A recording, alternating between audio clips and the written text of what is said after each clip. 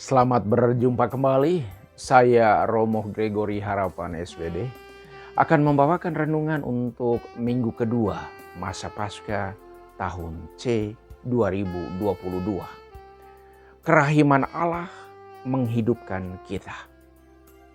Minggu kedua masa Paskah didedikasikan untuk menghormati kerahiman ilahi. Kerahiman Allah diberikan kepada manusia melalui Yesus Putra Tunggalnya. Devosi kepada kerahiman ilahi berkembang sangat pesat. Setiap orang diminta untuk bertobat dan rutin untuk menerima dan mengikuti Ekaristi sebagai sumber kesejahteraan spiritual. Buah dari devosi kepada kerahiman ilahi, iman semakin diperteguh dan semakin dekat dengan Allah. Pesta kerahiman ilahi mau mengingatkan setiap orang akan cinta dan kemurahan Tuhan. Kemurahan Tuhan tidak pernah terbatas. Kerahiman Tuhan diberikan kepada semua orang yang merindukan kebaikan dan kemurahan Tuhan. Kerahiman Tuhan terbuka untuk setiap orang. Orang yang sungguh terbuka hatinya untuk menerima dan mau bersatu dengan Tuhan, pasti akan mengalami apa yang sungguh dibutuhkan dalam hidup. Tuhan sungguh berpihak dan mendengarkan setiap doa yang sungguh keluar dari kebutuhan umatnya. Tuhan sungguh mengetahui dan memandang hati setiap orang yang berkomunikasi dengannya. Kerahiman ilahi adalah hadiah untuk setiap orang yang bertobat dan yang sungguh beriman. Kerahiman ilahi adalah milik semua orang. Karena itu mari kita mencarinya. Cara untuk mendapat kerahiman ilahi yaitu hati yang bertobat dan budi yang mengikuti kehendak Tuhan. Pertobatan kita mempunyai pengaruh. Kalau hati dan pikiran diserahkan seutuhnya untuk dipakai Tuhan sesuai dengan rencananya. Contoh hidup para rasul menjadi model untuk hidup kita zaman ini. Cara hidup jemaat perdana, komunitas Kristen perdana, yakni membagi apa yang mereka miliki untuk yang membutuhkan. Mereka setiap hari berkumpul di bait Allah, memecahkan roti secara bergilir dari rumah ke rumah, makan bersama dengan gembira dan tulus hati sambil memuji Allah. Itu bisa dibaca dalam Kisah Para Rasul bab 2 ayat 42 sampai 57. Mereka sungguh mengutamakan persaudaraan. Kepentingan dan kebaikan bersama menjadi prioritas. Mereka sehati sejiwa. Segala sesuatu milik bersama. Mereka memberi kesaksian tentang kebangkitan Kristus. Hidup dalam kasih karunia yang melimpah. Setiap orang saling mendukung. Itu bisa kita baca dalam Kisah Para Rasul bab 4 ayat 32 sampai 35. Para rasul melakukan banyak tanda dan mujizat. Orang sakit disembuhkan. Orang yang kerasukan roh jahat dibebaskan. Orang yang lumpuh dan timpang disembuhkan.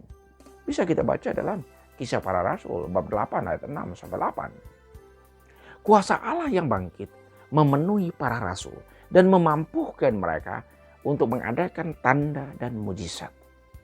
Situasi para murid sesudah Yesus wafat dan awal kebangkitannya, mereka sangat ketakutan dan mengurung diri dalam rumah. Yesus yang bangkit menguatkan para muridnya dengan kata-kata, "Jangan takut, damai sertamu, terimalah Roh Kudus," dan diutus untuk pergi mewartakan. "Seperti Bapa mengutus aku, demikian juga sekarang aku mengutus kamu." Bisa dibaca dalam Injil Yohanes bab 20 ayat 21. Yesus menguatkan mereka bukan cuma dengan kata-kata, tetapi dengan kehadirannya dan juga dengan rohnya. Hal yang terjadi sesudah para murid menyaksikan kebangkitan Yesus. Pertama, berani untuk keluar rumah dan memberi kesaksian. Sebelumnya para murid selalu mengurung diri dalam rumah yang terkunci. Tidak berani kemana-mana. Bahkan ada yang lari dari kebersamaan pergi ke kampung halamannya. Itu cerita tentang dua murid dari Emmaus dan juga Rasul Thomas. Setelah mereka bertemu dengan Yesus yang bangkit, mereka berubah menjadi semakin berani untuk menjadi saksi kebangkitan Yesus. Thomas percaya setelah dia melihat langsung Tuhan yang bangkit. Dua murid Emmaus, mereka percaya setelah Yesus memecahkan roti di rumah mereka. Thomas berseru, "Ya Tuhanku dan Allahku." Lalu Yesus menggelari kita berbahagia. Berbahagialah mereka yang tidak melihat, namun percaya. Kedua, para murid membuat tanda dan mujizat. Itu semua terjadi karena iman akan Kristus yang bangkit. Ketiga, menjadi utusan pertama ke tanah misi. Thomas misalnya, ia pergi sampai ke India di Kerala. Yang keempat, meletakkan dasar untuk sakramen taubat, pengakuan dosa. Jikalau kamu mengampuni dosa orang, maka dosanya akan diampuni. Jika kamu mengatakan dosa orang tetap ada, dosanya tetap ada. Bisa dibaca dalam Injil Yohanes bab 20 ayat 23. Teladan Yesus sendiri semasa hidupnya, ia mengampuni dan menyembuhkan orang. Para murid yang lari dari kebersamaan dengan para murid yang lain adalah Thomas dan dua murid dari Emmaus. Apa alasan mereka lari dari kebersamaan? Pertama, hilangnya harapan. Di saat orang kehilangan harapan, ia lari dari kenyataan.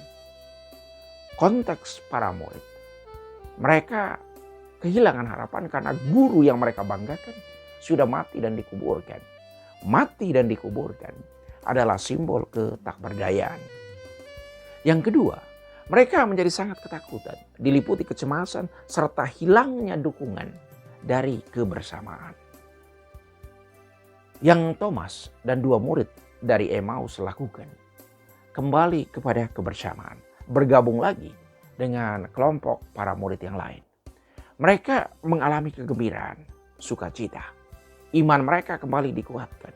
Mereka percaya bahwa Yesus sudah bangkit. Kebangkitan Yesus membawa perubahan dalam segala aspek kehidupan.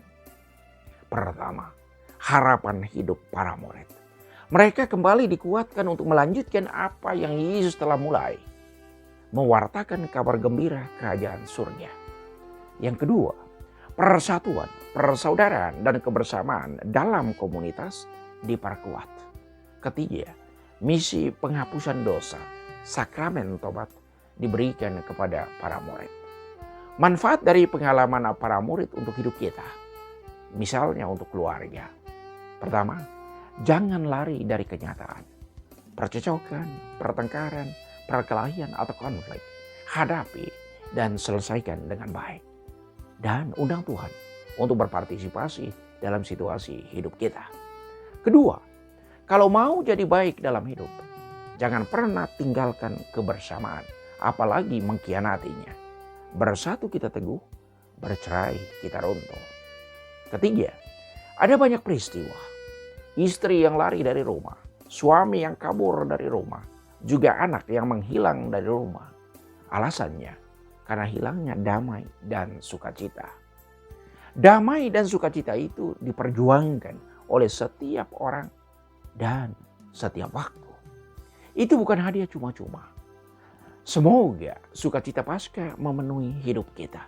Semoga kerahiman Allah menguatkan dan meneguhkan iman kita dalam hidup setiap hari. Tuhan memberkati. Amin.